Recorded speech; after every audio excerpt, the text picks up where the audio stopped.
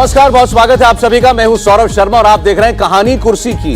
आज कहानी कुर्सी की में शुरुआत हम करने जा रहे हैं। प्रधानमंत्री नरेंद्र मोदी ने कल जिस तरीके से 2024 के चुनाव का एजेंडा खोलकर देश के सामने रखा और उस पर जो जो प्रतिक्रियाएं आ रही हैं, सबसे पहले आपको हम मेहमानों से हमारे मिलवा दें। आज हमारे साथ जुड़ रहे हैं हमारे पॉलिटिकल एडिटर देवेंद्र पराशर, जो अभी प्रधानमंत्री के साथ उनकी यूएस विजिट पर थे। और आज अब चुनावी माहौल के बीच जो खबरें छाई हुई हैं, ये 24 तक कितनी बड़ी बनेंगी, उनसे समझेंगे। हमारे साथ रोज की तरह मौजूद हैं विनोद अग्निहोत्री जी। विनोद जी, स्वागत है आपका भी। और हर्षवर्धन त्रिपाठी जी भी हमारे साथ हैं। हर्षवर्धन जी, आपका भी बहुत स्वागत है। यूनिफॉर्म सिविल कोड, एक ऐसा कानून जिस पर ना अभी कोई फैसला है, कोई ड्राफ्ट भी तैयार नहीं हुआ है। बिल की बात तो छोड़ दीजिए, फिर भी इस कानून का खौफ अब इतना है कि मुस्लिम पर्सनल लॉ बोर्ड को इमरजेंसी मीटिंग करनी पड़ गई कल। विपक्ष के नेताओं से लेकर मौलानाओं तक सब इस वक्त यूसीसी के मुद्दे पर अपनी अपनी बात कह रहे हैं। एक देश एक विधान एक समान कानून पर हिंदू मुसलमान की बहस हो रही है। क्या 2024 का लोकसभा चुनाव यूसीसी पर लड़ा जाएगा? अब इसी बात पर सबसे बड़ी चर्चा है।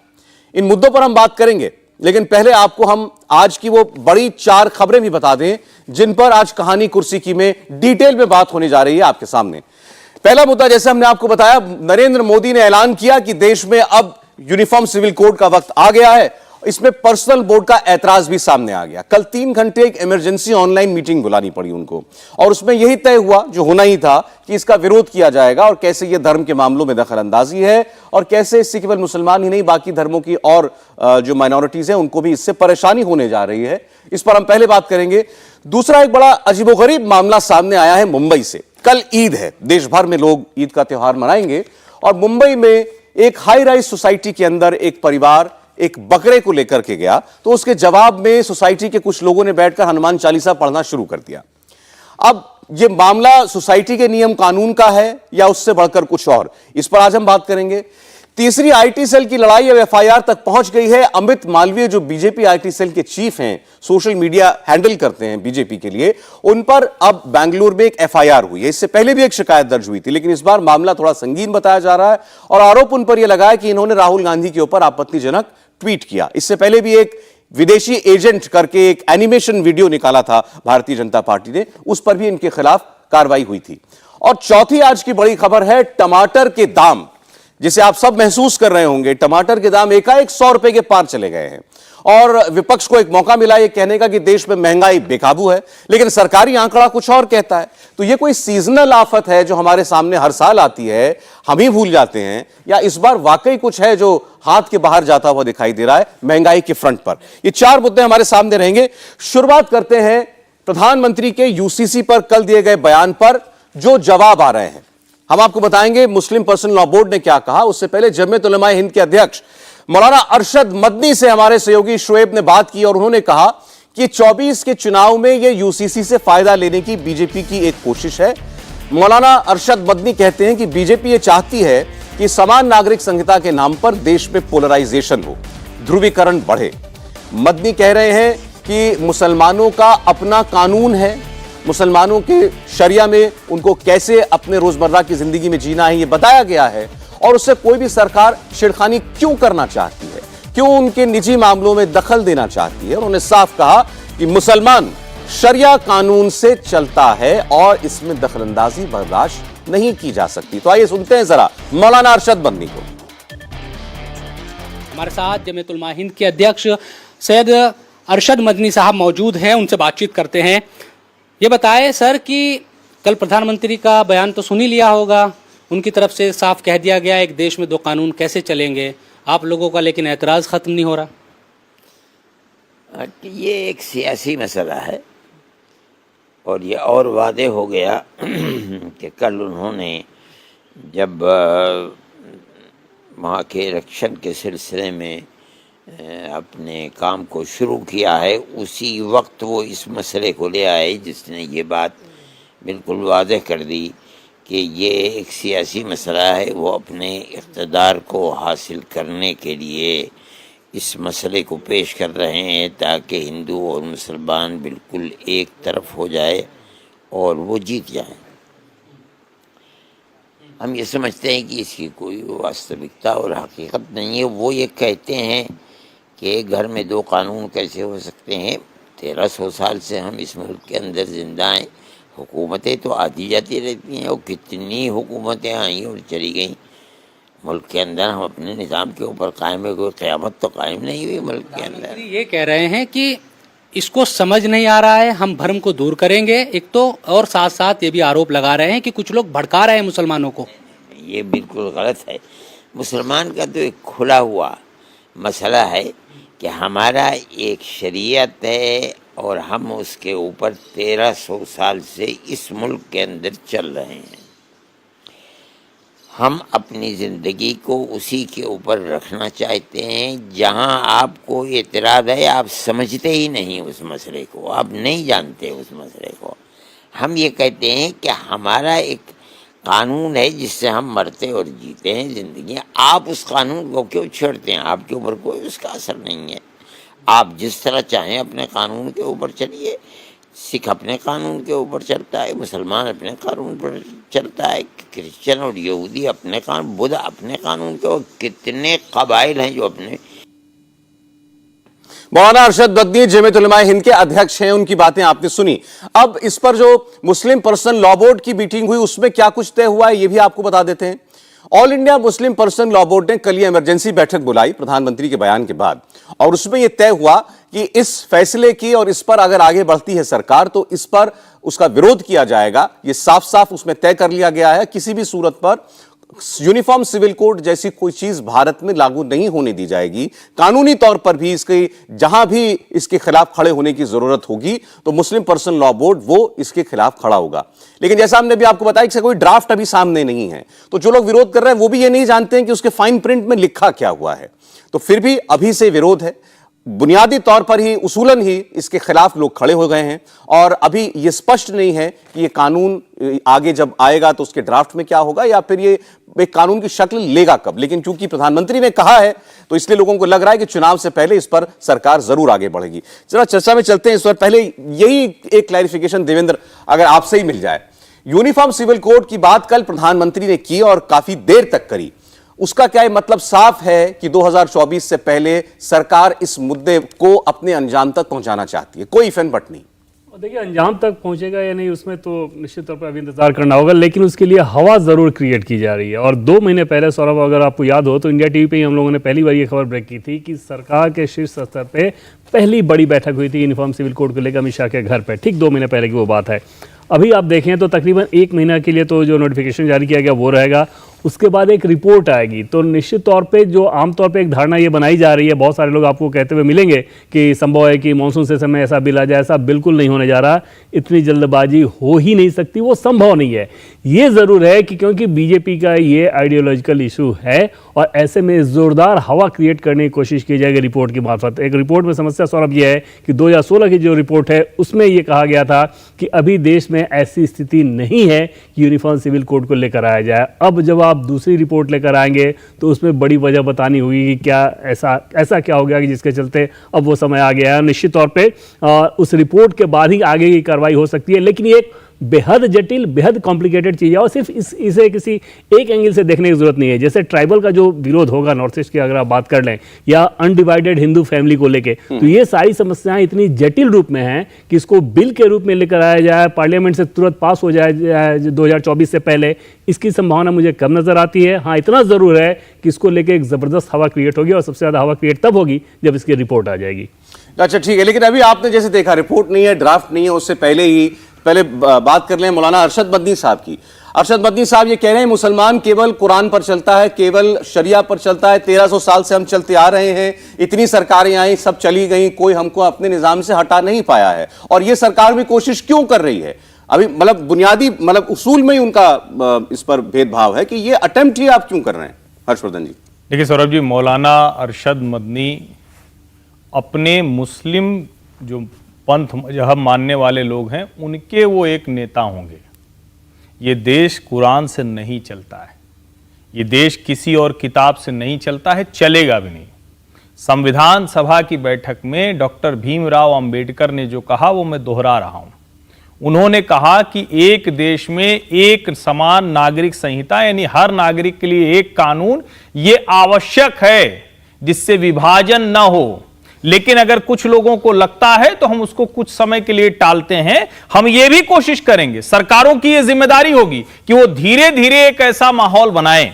अगर 75 वर्षों तक इस देश की सरकारें और इस देश के जनप्रतिनिधि, चुने हुए लोग, मदनी जैसे लोग नहीं, चुने हुए लोग अगर नहीं बना पाए तो यह लोकतंत्र में उनकी आस्था की कमजोरी की दिक्कत है। देश तो ये बहुत पहले से चाहता है, और अगर हिंदू और मुसलमान के बीच में या किसी भी दो लोगों के बीच में वो घृणा, विवाद, विद्वेष की वजह बन रहा है तो इनका निजाम इनकी जगह, इनकी 1300 साल की जिस पे वो चले आ रहे हैं वो अपनी जगह, देश तो संविधान से चलेगा और एक समान नागरिक संहिता तो बनेगी बनेगी। ये वक्त की जरूरत है। नहीं, लेकिन उसी वक्त कॉन्स्टिट्यूएंट असेंबली के समय भी यह भी तो कहा गया था कि अभी, अब जैसा आपने कहा, आज नहीं तो आगे जाकर के किया जाए, लेकिन उसमें यह लिखा गया था कि जब देश तैयार हो इसके लिए। तो अब जो लोग इसका एतराज कर रहे हैं वो कह रहे हैं कि भाई आप पहले देश में वो माहौल बनाइए, सब लोगों से आप बात कीजिए, एक आम राय बने तब कीजिए, ना कि जबरदस्ती किसी गले आपको डालना है। ये एक ऐसी चीज है कि देश तैयार हो तब करिए। ये एक थोड़ा दूसरा मसला हो गया, हम दूसरी तरह से इसको बताते हैं। अगर इस देश में कहा जाता कि सारे कारोबारी जिस दिन तैयार होंगे उस दिन जीएसटी लागू होगा, अगले 100 वर्षों तक लागू नहीं हो सकता था, क्योंकि कच्चा बिल बना के, चोरी करके, बेईमानी करके, टैक्स की जटिलताओं की वजह से, सरकार की वजह से, किसी भी वजह से लोग करते थे। अब देखिए किसी को कोई मुश्किल नहीं है। ये मैं एक उदाहरण बता रहा हूं। अगर इस देश में हर जगह रेड लाइट न लगती, सिग्नलिंग ना होती, तो कहते थे अरे हम चौराहे पे इतने अच्छे से जाते हैं, पता नहीं कौन सी बेवकूफ सरकारें हैं, रेड लाइट लगा देती हैं। अंत में सबको लगता है कि नहीं, ये जो 30-30 सेकंड की रेड लाइट आती है हम सबको दुर्घटना से बचाती है। कुछ दिनों तक लोग नहीं मानते हैं, रेड लाइट जंप करते हैं, अभी भी रेड लाइट जंप करते हैं। तो ये कानून आएगा तब भी जंप करेंगे। विरोध करने वाले तो हमेशा रहेंगे, उसका कोई रास्ता नहीं। रास्ता यही कि आप कानून लागू कीजिए, बहुमत बहुतायत का लोकतंत्र होता है, और अगर किसी के साथ अन्याय हो रहा है तो वो नहीं होना चाहिए। लेकिन कोई जबरदस्ती करेगी, हम मानेंगे नहीं, तो देश संविधान से चलेगा। इस तरह की गुंडागर्दी और इस तरह की तो नकार से नहीं चलेगा। देवेंद्र ने साफ कर दी कि ऐसा नहीं है कि सरकार किसी हड़बड़ी में है, और ना हड़बड़ी में यह काम किया जा सकता है। एक बड़ी जटिल प्रक्रिया है और वो ड्यू प्रोसेस तो फॉलो करना ही पड़ेगा, तब जाकर कहीं एक बिल की शक्ल कब ले पाएगा यह भी नहीं कहा जा सकता। विनोद जी, अब सवाल वही जो हर्षवर्धन जी कह रहे हैं, कब देश तैयार होगा इसके लिए? ऐसे तो और इंतजार करते रहिए 50 साल। नहीं, 50 साल इंतजार करने की जरूरत नहीं है। देश को तैयार करने के तरीके हैं। कंसल्टेशन कीजिए, लोगों के बीच में सेमिनार, वर्कशॉप्स करिए, बातचीत करिए, उस प्रक्रिया को आगे बढ़ाइए। जैसा भी देवेंद्र जी ने कहा, मुझे भी लगता बहुत जल्दबाजी नहीं है सरकार को। अभी सरकार एक माहौल बनाना चाहती है, और माहौल में देश को तैयार करने की भी मंशा है और एक राजनीतिक मंशा भी है। दोनों मंशाएं, और हर सरकार अपने एजेंडे को लेकर जब आगे बढ़ती है तो उसकी राजनीतिक मंशा भी होती है। मैं एक उदाहरण मंडल आयोग का दूंगा। मंडल आयोग अचानक वीपी सिंह लेके आए, उनकी कोई प्रतिबद्धता नहीं थी, जिस राजनीति से आए थे वो मंडल आयोग वाली राजनीति नहीं थी, लेकिन उनकी मजबूरी थी मंडल आयोग को लाना, क्योंकि उस वक्त देवीलाल का मुकाबला करना था उनको। ले आए, देश में बड़ा विरोध हुआ। देश में कोई ऐसी कोई मांग नहीं उठ रही थी? नहीं, उनके घोषणा पत्र में था। देखिए, जैसे कॉमन सिविल कोड बीजेपी के घोषणा पत्र में रहा, वैसे जनता दल के घोषणा पत्र में मंडल आयोग की सिफारिशें लागू करना था, ये था, और बीजेपी उस वक्त जनता दल के साथ थी। तो लेकिन विरोध हुआ, और विरोध ऐसा मतलब खतरनाक विरोध हुआ कि बच्चे जले। बच्चों ने, क्योंकि एक जिस तरह से एक माहौल बनाया गया उस विरोध का, और उसमें राजनीतिक दल शामिल थे उस माहौल के पीछे, और उसकी काट के लिए अडवाणी रथ यात्रा लेकर निकल पड़े। खैर, वो राजनीतिक अध्याय पुराना था। तो राजनीतिक मंशा के साथ कोई सुधार नहीं होता है, लेकिन सुधारों के साथ राजनीतिक मंशा भी होती है। मुझे लगता है प्रधानमंत्री जी ने जो कहा है वो एक माहौल बनाना है। माहौल बनाएगा। आज मुस्लिम पर्सनल लॉ बोर्ड की मीटिंग हुई, अपने ऐतराज, अब मुस्लिम पर्सनल लॉ बोर्ड को चाहिए कि वो अपने ऐतराज लॉ कमीशन का जो मांगा जाए उसमें जाहिर करे। मैं हर्षवर्धन जी की इस बात से सहमत हूं कि ये देश न संविधान से चलेगा, न किसी और धार्मिक किताब से चलेगा। कुरान से, उन्होंने कहा ना कुरान से। हाँ, क्षमा कीजिए, मैं गलती से, हाँ, कुरान से या शरीयत से चलेगा, न किसी और धार्मिक किताब से चलेगा। ये चलेगा भारतीय संविधान से, और भारतीय संविधान से चलना ही चाहिए।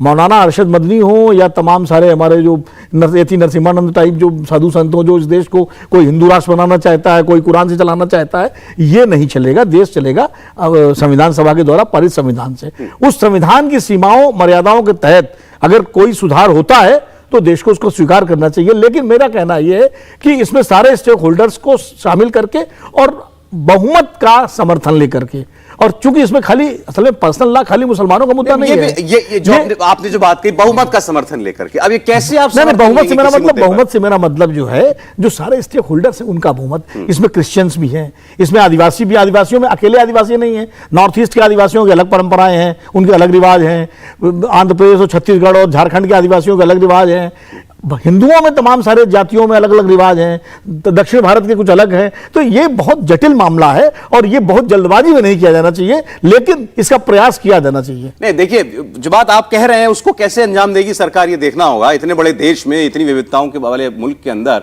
हमारे यहाँ हिंदुओं में अगर कोई शंकराचार्य कह दें कि एक बात ये ऐसे होना चाहिए, तो जरूरी नहीं कि उसको सारे हिंदू मान लेंगे। All India Muslim personal board भी कल को इस बिल की हिमायत में खड़ा हो जाए यूसीसी के, तो जरूरी नहीं कि मुसलमान कह देंगे हमारे बोर्ड ने कह दिया ठीक है, तो आप किस को मनाने जाएंगे? नहीं, मुझे लगता है कि देखिए इसका बड़ा सीधा सा तरीका है। एक तो सबसे पहले मैं इसको स्पष्ट करूं, ये रीति रिवाज परंपरा के विरुद्ध या उसको बदलने या उसको कुछ खत्म करने के लिए नहीं आ रहा है कानून।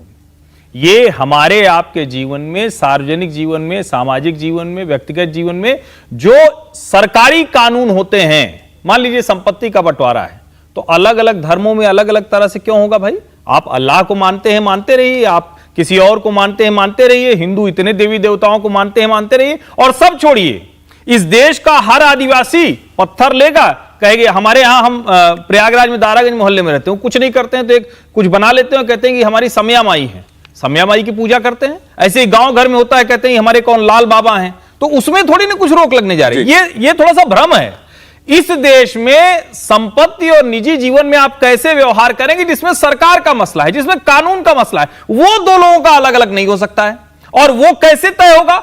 कंसल्टेशन पेपर से तय होगा। आयोग तैयार हुआ है, सरकार तय करेगी, और उसके बाद सबसे अंत में वही संसद सर्वोच्च है जिसको जनता चुनती है, जाना तो वही है। तो इस तरह का तमाशा बाहर क्यों किया जा रहा है? और मैं फिर से कह रहा हूं, मैं एक बात बहुत गंभीरता से कहता हूं, लोकतंत्र में हर सुधार सिर्फ और सिर्फ राजनीतिक मंशा से होता है। बिना राजनीतिक मंशा के कोई सुधार होता ही नहीं है, उसके परिणाम भले चाहे। देखिए, सुधार में एजेंडा कैसे दिखाई देता है, मैं उसको आपको एक उदाहरण देता हूं। एक तरफ ये मुस्लिम सिविल, अब ये यूनिफॉर्म सिविल कोड को लेकर विवाद चल रहा है, बहस चल रही है। बीजेपी प्रधानमंत्री मोदी के 9 साल के कार्यकाल के दौरान धार्मिक उत्थान के लिए जो काम हुए उनका ब्यौरा दे रही है। तो आज सुबह से धार्मिक उत्थान के 9 साल नाम से हैशटैग अभियान चलाया जा रहा है, जिसे सनातन का सूर्योदय यह नाम दिया गया है। और इनमें तस्वीरों के माध्यम से प्रधानमंत्री मोदी के काशी विश्वनाथ मंदिर कॉरिडोर के उद्घाटन से लेकर अयोध्या में राम मंदिर के निर्माण शुरू होने से, महाकाल के दरबार बनने से और भव्य बनने का सबका जिक्र उसमें किया गया है। और उनका बाकायदा ट्वीट है बीजेपी फॉर इंडिया का, हैशटैग धार्मिक उत्थान के 9 साल, सनातन का सूर्योदय। मोदी जी बीच में खड़े हैं, ऊपर जो है चित्र दिखाई दे रहे हैं, आप देखिए राम मंदिर के, महाकाल के, और उसके अलावा केदारनाथ मंदिर के, और मोदी जी नीचे हैं और सब लोग उनके आसपास कह रहे हैं जय सनातन। तो ये जो जय सनातन साथ साथ चल रहा है ना, यूनिफॉर्म सिविल कोड की जब बात कर प्रधानमंत्री कहते हैं, और कानून की कानून सबके लिए एक होना चाहिए, वहीं से विवाद पैदा होता है। नहीं, जय सनातन प्रधानमंत्री जी कह रहे हैं, ठीक है, अच्छी बात है। जय हिंदू तो न कह के उन्होंने जय सनातन कहा है, तो थोड़ा सा अभी कह सकते हैं कि एक नया उसमें आयाम है। चूंकि एक बहस भी चलती है कि हिंदू धर्म क्या है, सनातन है कि हिंदू है, हिंदू तो मध्यकाल का शब्द है, किसने दिया, तो इसलिए उन्होंने इसको सनातन पर शिफ्ट कर दिया। तो ये भी एक राजनीतिक उसका हिस्सा है। लेकिन ये इससे एक बात स्पष्ट है कि पूरी तरह से सरकार और भारतीय जनता पार्टी और प्रधानमंत्री जी अब चुनावी मोड में है। उसमें सनातन भी है, उसमें यूसीसी भी है, उसमें पसमानदा भी है, उसमें वो सारे, उसमें भ्रष्टाचार के खिलाफ होने वाली कार्रवाई भी है। वो सारे मुद्दे जो चुनाव में भारतीय जनता पार्टी लेके जाएगी वो इस वक्त पब्लिक डोमेन में है। एक बात मैं जरूर कहूँगा, हर्षवर्धन जी की एक बात से मुझे गंभीर असहमति है। इन्होंने कहा कि मैं एक बात बड़ी गंभीरता से कह रहा हूँ। नहीं, आप हर बात गंभीरता से कहते हैं, इसलिए आप एक बात नहीं, सारी बातें गंभीरता से कहते हैं, कोई गंभीर बात नहीं कहते हैं आप। तो लेकिन जहाँ तक इसकी बात है, जो यूसीसी का वाला मसला, देखिए राजनीति, बिल्कुल मैं सहमत हूँ कि राजनीतिक मंशा से ही सुधार होते हैं, और हर राजनीतिक दल अपने हिसाब से अपना एजेंडा तय करता है। भारतीय जनता पार्टी ने एजेंडा तय किया है। मेरा खाली सुझाव, आग्रह जो भी है कि राजनीति के साथ साथ देश का भी ख्याल रखना चाहिए। जिस तरीके से मंडल कमीशन लागू हुआ था, वो स्थिति नहीं आनी चाहिए देश में। आप यूसीसी लाएं, संविधान की प्रतिबद्धता और उसकी सर्वोच्च न्यायालय के आदेश का पालन करें, लेकिन कोशिश करें ज्यादा से ज्यादा स्टेक होल्डर्स को इसके लिए तैयार इसका करें। असर जो है, इसके लिए इसका 6 महीने इसका लगे, असर आप साल उतना भर ही लगे। व्यापक देखते हैं, जब विनोद भी जी। आएगा इसका हाँ। असर व्यापक उतना ही होगा बिल्कुल और व्यापक। रिएक्शन भी वैसा ही होगा। रिएक्शन अगर जल्दबाजी में आए तो रिएक्शन अच्छा नहीं होगा। अगर समझा के और सारी चीजें स्पष्ट करके आएंगे तो आप ज्यादा से ज्यादा लोगों को अपने पक्ष में कर सकते हैं। कुछ लोग तो हमेशा खिलाफ रहेंगे। हिंदू कोड में लाया गया तब भी लोग खिलाफ थे, सती प्रथा और बाल विवाह के खिलाफ कानून आए तब भी लोग खिलाफ थे। कुछ लोग तो रहेंगे, लेकिन आम समाज को अगर आप तैयार करते हैं तो वो कानून को लाने की ज्यादा बड़ी सफलता है। देवेंद्र, और सरकार इससे अछूती तो नहीं हो सकती कि इसका क्या असर पड़ेगा समाज पर? निश्चित तौर पे। और आप देखें सौरभ, दोस्त, ये एनआरसी में थोड़ी जल्दबाजी आप कह सकते हैं कि शायद की गई, तो उसका नतीजा सबने देखा। तो ऐसा नहीं है कि सरकार को इस बात का एहसास नहीं है, और खासतौर पे प्रधानमंत्री नरेंद्र मोदी के लेवल से जो चीज़ें की जाती है उसमें से अधिकांश आप देखेंगे कि एक कंसल्टेशन और जो स्टेक होल्डर्स हैं उनके साथ एक बातचीत जहां संभव है वो ज़रूर किया जाता है। हालांकि बहुत सारे लोग इसको तुलना करते हैं कि जिस तरह से 370 आया था उस तरह से ये भी आ जाएगा। ऐसा बिल्कुल नहीं होने जा रहा, ऐसा करना संभव भी नहीं है। और उस लिहाज से अभी आप देखें तो जो 1 महीने का टाइम दिया गया है वो उसी प्रोसेस का हिस्सा है कि उसमें सब कोई अपनी अपनी बात रखेंगे, फिर उसके बाद एक बाकायदा अध्ययन होगा, उसके बाद जो रिपोर्ट आएगी उस रिपोर्ट के आधार पर फिर देखना होगा कि रिएक्शन कैसा आता है। एकदम से एक झटके में इसको लेकर आया जाए, इस बात की संभावना बहुत कम नजर आती है। चलिए, तो सौरभ यूसीसी जी, को लेकर एक लाइन सिर्फ इस पे।